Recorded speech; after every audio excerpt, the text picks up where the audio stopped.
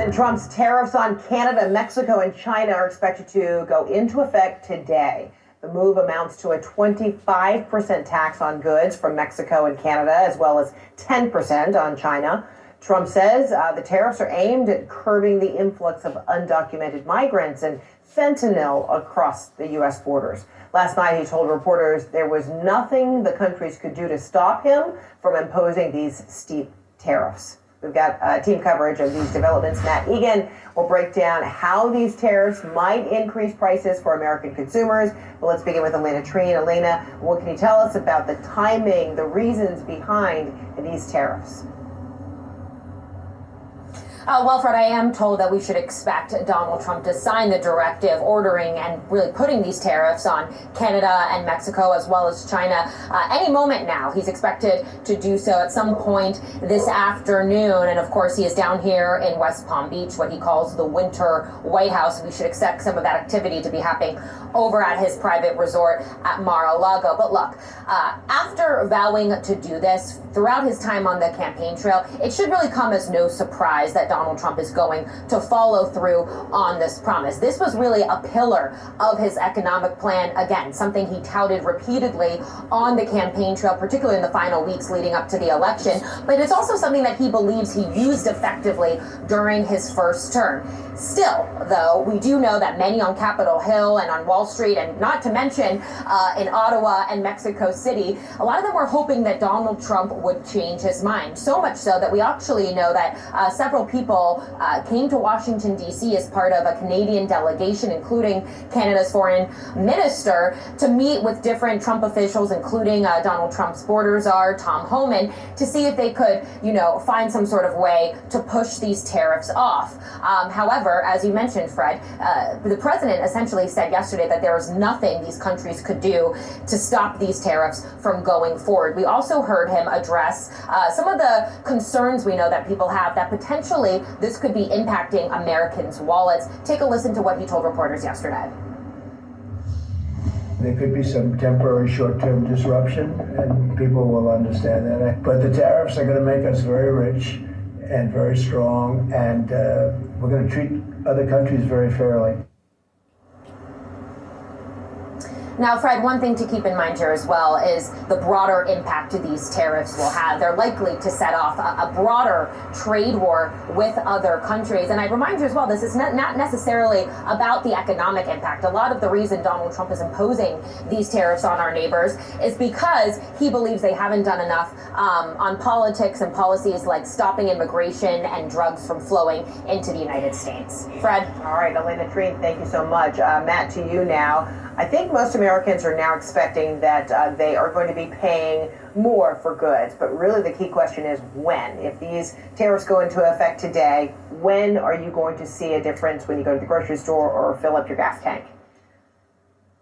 Well, Frederick, it is easy to see how these sweeping tariffs on America's three biggest trading partners could cause prices to go higher at the grocery store, at the gas pump, at the car dealership, at restaurants. But there is still a lot we don't really know here. We don't know exactly how this is going to play out, or frankly, if these tariffs are definitely coming.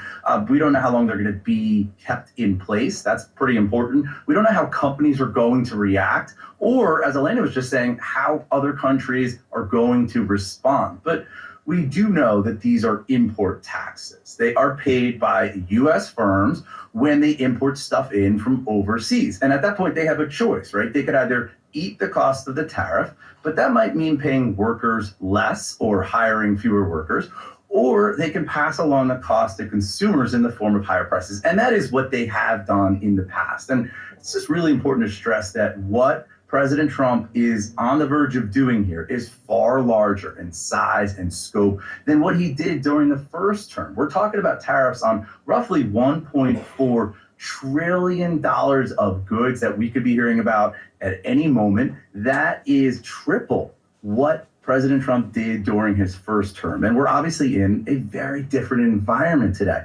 Consumers, investors, the Federal Reserve, everyone's much more sensitive to price increases right now. And the auto industry could be particularly hit hard because they treat North America like it's really just one economy, not three. We see parts that can go across the border multiple times before a car ends up at a dealership. And so that's why Wolf Research has estimated that the cost of a typical car sold in the United States could increase by $3,000, all because of these tariffs. And it's obviously not just cars, right? For Mexico, that's the #1 foreign source of vegetables and fruit into the US, including tomatoes and avocado. From Canada, we get minerals, foreign oil, we get wood and cement. And the US imports 4 million barrels of oil every single day from Canada, 4 million. That's 4 times what the US gets from OPEC. And analysts have warned that you could quickly see an impact to gas prices, particularly in the Great Lakes region, Rocky Mountain, Midwest, because without that Canadian oil, we could see gas prices go higher. And so that's probably why President Trump last night said that the Canadian tariffs on oil would only be 10% instead of 25%. It's an acknowledgement of the risk here around prices. And so, Frederica, now we wait for details here, and we wait to see if Trump can go big on tariffs without causing a big increase to prices. Well, either way, that list that you just gave, that impacts Americans every day. Something on that list impacts your life. Absolutely. And I think in particular, we're talking about the grocery store. I mean, that was just a major frustration this election. And yet there's just so many goods that we get, agricultural goods from both Canada and from Mexico. When you think about the amount of money that you're paying at the grocery store or at restaurants, there is the possibility that you're going to see an increase because of these tariffs. All right, Matt Egan. We'll leave it there. Matt, thank you so much. Elena Treen, to you as well. Thank you. All right, salvage.